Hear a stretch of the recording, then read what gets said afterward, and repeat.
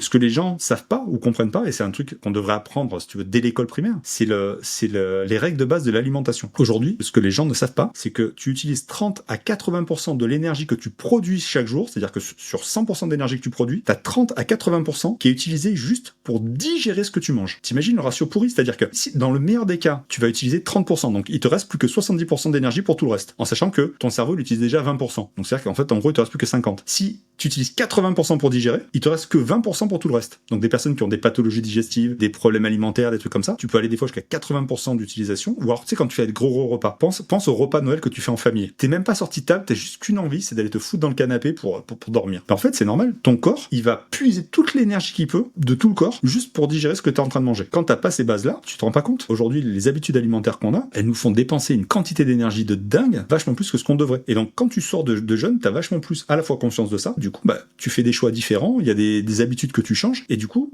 putain, tu as l'impression d'être en énergie, enfin d'être vachement plus en énergie qu'avant. Mais c'est juste que t'as changé de truc dans ton alimentation, ton organisme, lui, en plus, il est réparé, il fonctionne mieux, donc ça aide aussi.